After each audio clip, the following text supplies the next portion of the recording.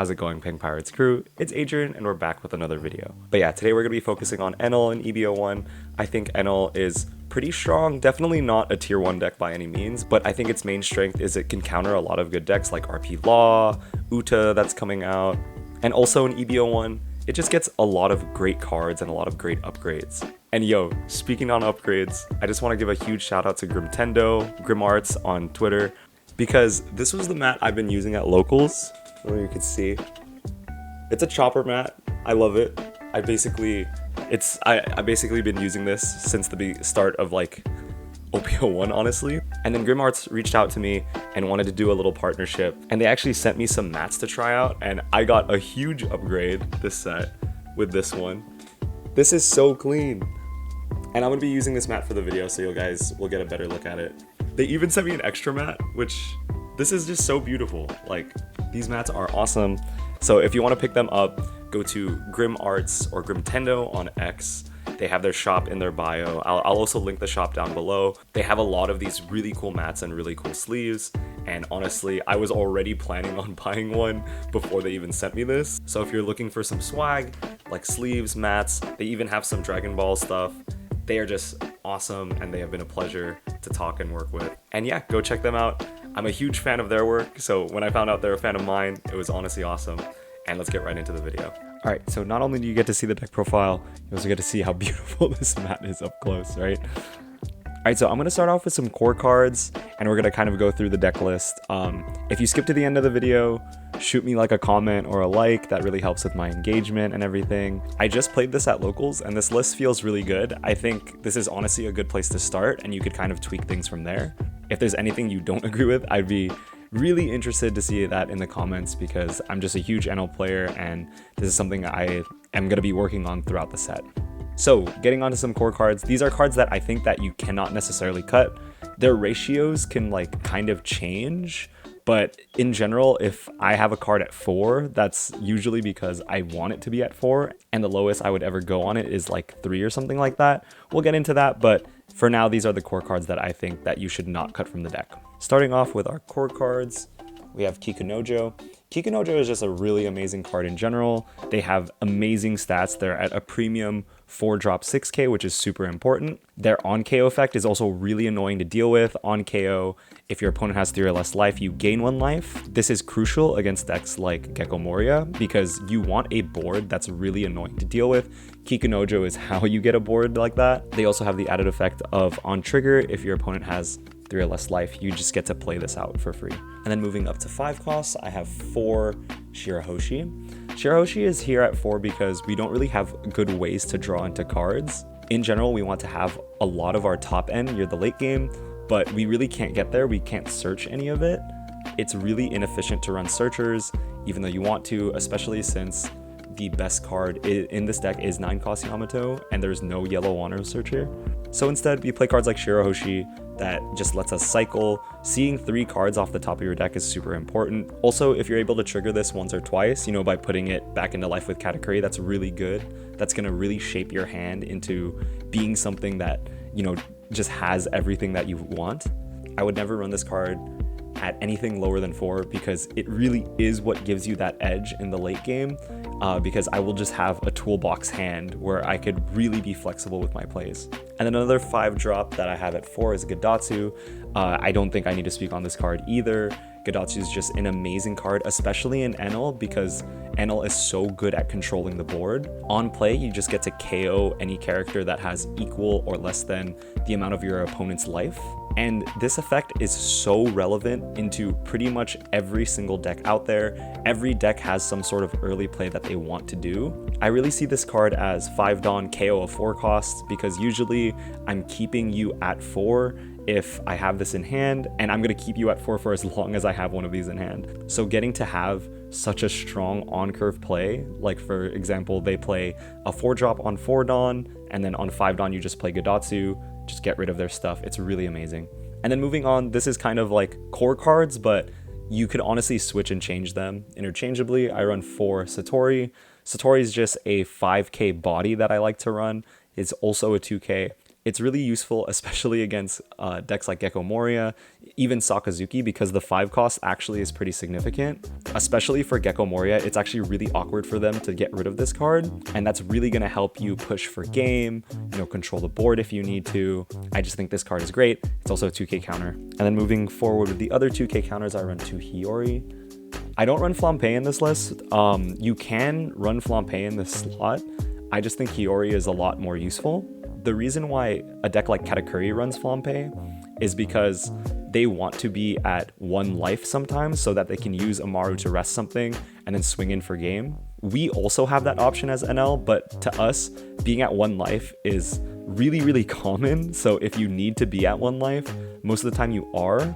And something I find is really great about Hiyori is that life stacking is actually really annoying since we run 8-drop Katakuri. On Tendon, you could combo something like Hiyori, put a Shirahoshi into life, or like an Onami into life, or even something like the 0 cost event into life. Just put a really strong bottom of life trigger, and then you could put the Hiyori back in with Katakuri. You've basically lost no cards and gained 1 life and 1 trigger. So that's why I'm personally not running Flampe. I just really like the versatility that Hiyori gives. And it's just 1 more extra Dawn. So even if I am getting starved, you know, if I lose because of that 1 extra Dawn, so be. And then of course you guys saw this coming. The last 2k counter I run for Bages. Not going to talk about this card. It is in probably a lot of players' nightmares. It's in my nightmares. I got Bage last life triggered in Nats. It was awful. This rounds out my 2Ks, so I have 10. I actually don't like running 12 2Ks anymore. I used to run 2 more Hioris, but it's just super clunky in my opinion. Sometimes you just have a handful of unplayable cards and they're all 2Ks, and then your game just goes really badly. And then still moving on with some core cards, we're starting off with our boss monsters. This is a special case. I run 4 7 cost Enel. You could honestly run any 7 costs in this slot. I would advise to not run the 7 cost vanilla, but what I mean is like 7 Mom. Whether you run Enel and 7 Mom is honestly personal preference. I just think Enel is a little bit more useful, especially into the Gecko Moria matchup. Enel's effect allows him to just trash the top of his life instead of getting removed from the field once per turn. This is super useful against decks like Sakazuki and Gecko Moria because they have to commit more Dawn and more resources to KO this. And against decks like Gecko Moria, they could usually only KO once per turn. They have to go like above and beyond to KO twice per turn and KO this NL. So it's really important and he's really great. He's just so sticky. And also there are less of them running around, but this card is so good against Katakuri. It's insane. I think this card solo just puts NL in favor sometimes, especially in EB01. So yeah, I run 4 7 cost NL. You can honestly run any ratio of like NL or 7 Mom. I've seen like 2-2 or 3-1. Honestly, anything, as long as you just have 4 in the 7 cost slot. And then moving up to the 8 cost, we have Katakuri. Katakuri is just honestly the second best card in this deck. He's removal, he's life gain, he's everything. His ability just lets you put an 8 cost or lower character in either player's life face up. This means you could put cards like Shirahoshi back into life, you could put triggers back into life, anything you need. When you're playing against decks that don't have like a 9-drop or a 10-drop play, he could also be used as removal. So if you're playing against like Gecko Moria, you know, you're gonna be putting that Gecko back into life. 7 cost Borsas, 7 cost Luffy's now, since I would honestly almost never feel bad about putting a big thing back into your opponent's life, because you might be asking yourself, you know, they're gaining a life, like I don't like that, but you have to remember that this card basically just says you do not get to have a big card and I do. And that matters so much more than the life, because by the time you should be swinging for game, it shouldn't really matter what that last life is. And then also it's really reassuring because you know it's not going to be some sort of trigger. And then honestly, the MVP of the deck, 9 cost Yamato. Most of your plays should revolve around this 9 cost Yamato. A lot of my swings are dictated by, you know, what are they going to play next? What do I think I could KO with Yamato? Do I think they're going to drop me down to 1 or 0? Do I think I'm going to be at 2? This card is so perfect in Enel because it's life gain and it's board removal. Like I said, I'm playing around this card pretty often. Most of the time when I'm swinging into my opponent's life, I'm thinking about what I want to KO with this effect. And then also you want to be thinking about when are times that you actually want to use this without gaining a life. For example, if I'm at 2 life, do I ever want to use this? Are there any situations where I would want to or need to? Honestly, the MVP of the deck, and all cards are just like kind of leading up to this Yamato play. So we're going to move on to some events, but I still think these are core cards. These are cards that you 100% need in all of your matchups. And we're going to start off with 2 Amaru. I value Amaru a little bit less than Reject because it hits less things, but the things it does hit, it's just super effective on. Its main effect is that you gain plus 3000 on a character or leader, and then also if you're at 1 life, you get to rest 1 4 cost. And then obviously you are almost always going to be using this to go for game. You know, this thing negates pretty much blocker triggers coming out, you know, Rebecca's, Borsalinos that are on the board. This just says you do not have a blocker and I gain plus 3000, which is super important. I would really never trigger this early unless I absolutely had to, but it's just, I mean, it's Amaru. It's one of the best lethal cards we have at the moment. And then speaking of lethal cards, of course, we have the 3 Reject. This card is getting banned for a reason. It just does way too much on 1 card. It is amazing. And again, it is perfect for Enel because it has 2 effects and both of them really play into Enel's game plan. The first effect is that you just get to KO a 5 cost, which is really nice because sometimes you mess up. Maybe you can't KO something off a Gadatsu or it's too late. This is really important into BY Luffy as well because 5 cost Ace is something that's kind of hard to remove, and also Luffy is something that's kind of hard to remove because they're at 7 and 8, which is really difficult to swing over, especially when they get it out so early. So having Reject is really important. And then also the second effect is absolutely busted. If your opponent is at 1 life, they take 1 damage, so they're basically dropping down to 0, and then of course you add the top of your life to your hand. Playing around this card in your hand has won me so many games where I'm just leaving my opponent at 1 life and I'm always threatening Reject. This pairs so well if you have multiple big bodies on the board, because even if they have blockers, most of the time if you're resting for Reject and they're at 0 life, they could have like 8 cards in hand, 2 blockers, and they still cannot counter out of everything because you have like 2 8Ks and a 9K and then also leader swing. It's just too much. I would say about 50% of my games, if I have Reject in hand, will involve me using Reject in my lethal. It's just that important of a card, and its trigger isn't the worst. You just draw 1 card, so in a clutch situation, if this is in your life, you have the chance to draw into like a counter or something. And then now finally, we have our first new card of the set. This is 2 Kingdom Come or 2 Raigo. This card is honestly one of the best cards to come out for a deck I have ever seen in my life. As a raging NL player, I hate it when my opponent has big things on the board. The highest cost power we have is 9K, and also we don't have like that many super destructive effects. If my opponent plays something like a 9 cost Kaido, that's really difficult to deal with because Yamato is not KOing a 9 cost and it's already at like 10k, so even if I had a Yamato out, like I would still have to invest on to swing at it, and it's just super inefficient to do so. Having Raigo is super important because it just says KO anything and then, you know, trash all your life cards until you go down to 1. But most of the time, when you use this card, you're already going to be at 1. And this is super important because you want to be controlling the board. And if you're able to remove the biggest thing on your opponent's board, they're going to be really scared swinging into you for game. I have bluffed so many times after using this card where like it would be super sus for me to be swung at, but my opponent just doesn't do it because they're not confident in the board that they have right now. This card is at 2 right now. I've been thinking about putting it up to 3, but I still don't know. It's been doing its job pretty well so far. It's just so relevant into so many matchups, and its trigger is pretty cool too. It's pretty much Gadatsu effect. It comes up sometimes, but not that often. So these are the core cards that I think that you really honestly should always run. If you're trying to play NL this format, I would recommend this skeleton first. I've really liked the ratios. Out of all of the cards that I would say that you can mess around with the ratios with are Kikunojo, Gadatsu, you could put down to 3. Hiyori could also be like Flampe. This could go up or down depending on what you need. Amaru, you could go up to 3. Amaru, I think, can go up to 3, and Kingdom Come could also go up to 3, but I don't think you should ever go lower than 2 on either of these cards. I also used to run 2 Reject. I just think 3 Reject is the standard. You don't want to see it too often at 4, but 3 is just perfect.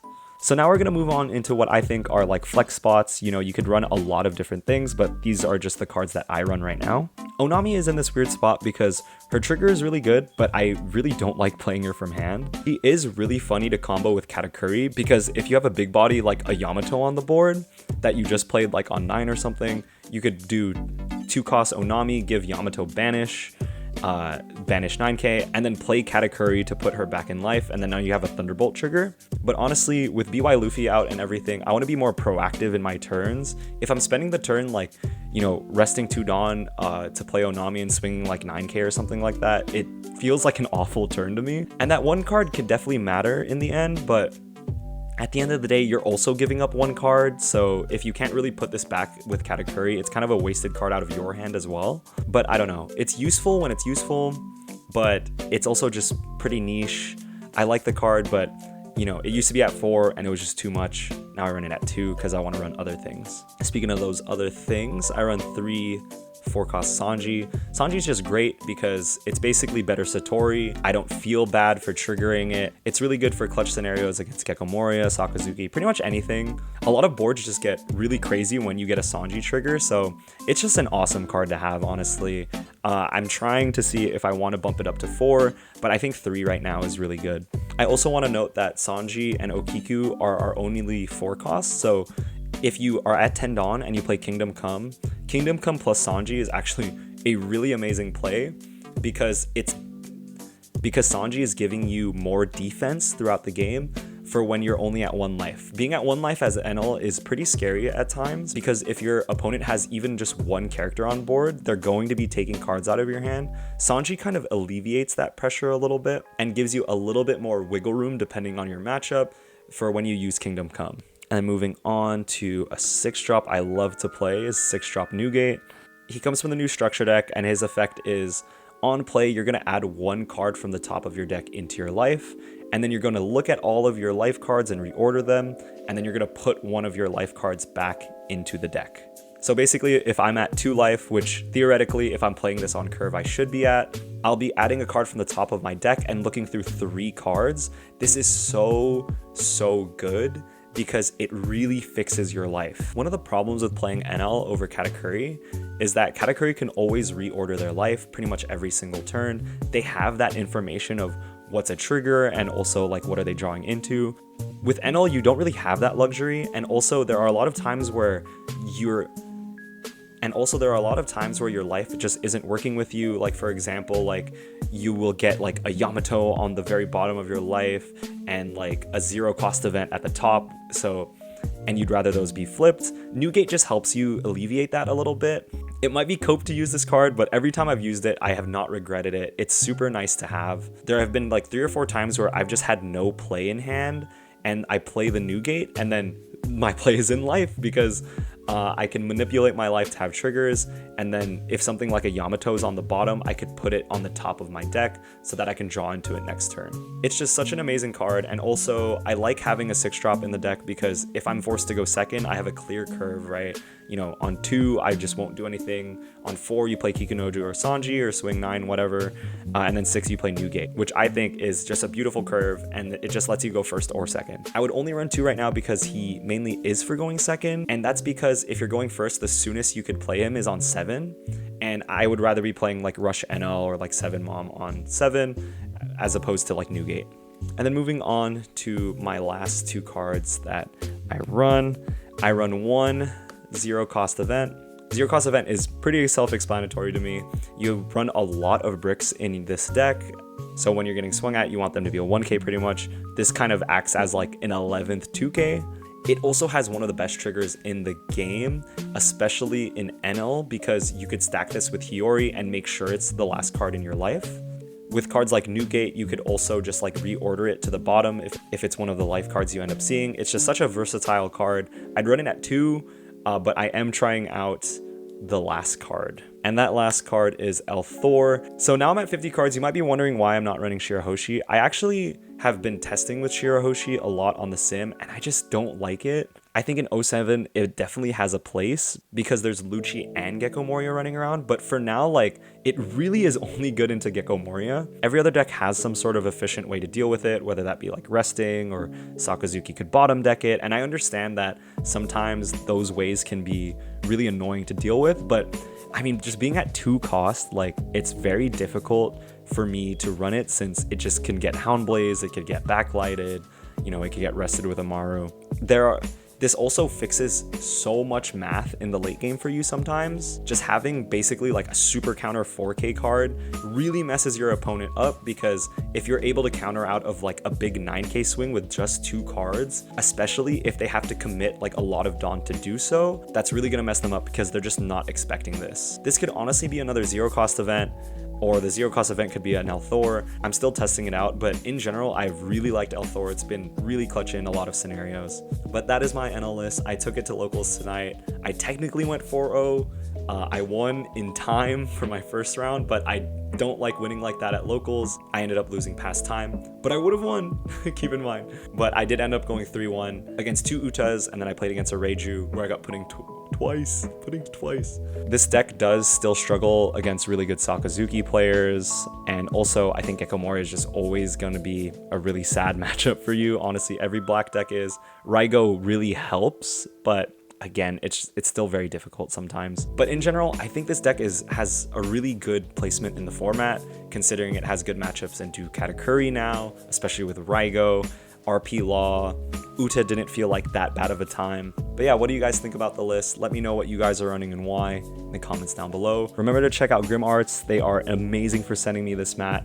I'm probably gonna do some like giveaway with this mat where you have to follow them. They are just super amazing and I'm super appreciative. I've already told a bunch of people at my locals about this mat because they keep asking me about it.